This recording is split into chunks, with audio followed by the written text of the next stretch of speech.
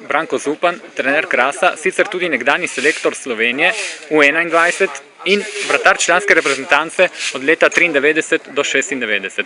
Danes sta bili odločilni 12-metrovki in protinapad. Kako bi ocenili današnje srečanje? Ja, pokazalo se je zopet, da doma nasprotne ekipe se zelo dobro branijo, tako da moramo biti zelo natančni, odločni v napade, še bolj precizni. Odločili sta res v prvem delu 12 metrov, ki ga smo zadeli. V nadaljevanju smo stopnjevali ritem, tako da nam je uspelo še zadeti, ampak potrebno bo še določene malenkosti izboljšati, predvsem, da imamo še več posesti in da tekmo še bolj sigurno, predvsem v tistem srednjem delu, ko se tekma lomi, ko tudi nasprotnik nekaj poskuša, pripeljemo do konca. Ali ste po 7 krogih zadovoljni z uvrstitvijo in z nastopi? Zmeraj se teži, da bi bilo kar največ. 2 tekmi smo izgubili, 5 jih zmagali. To je naša trenutna realnost, toliko smo dosegli. Če bi gledali, bi sigurno proti Manzaneseju doma, bi si želeli kakšno točko več, tam smo izgubili, pol vodstvo.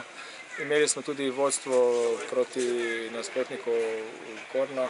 Tako da to sta 2 tekmi, kjer bi kakšna točka bila lahko več. Moramo se obrniti naprej, izboljševati še igro, ker tekm bo še ogromno.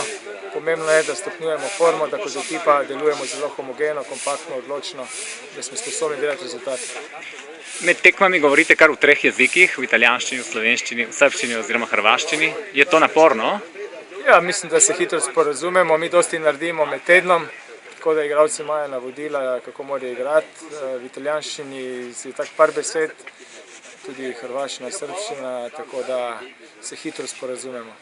V torek ste kot strokovni komentator sodeloval na nacionalki na kvalifikacijski tekmi Švica-Slovenija. Kaj je zmanjkalo Katančevim fantom, da se niso vrstili v play-off? Videlo se je, da je bila velika želja, odigrali, jaz lahko rečem, smo odlično, manjko je zaključek, manjko je gol. Vendar poznalo se je, da je proti tekmi iz Norveško so res odigrali eno tudi vrhunsko tekmo, mogoče me je malo zmanjkalo moči za ta finiš.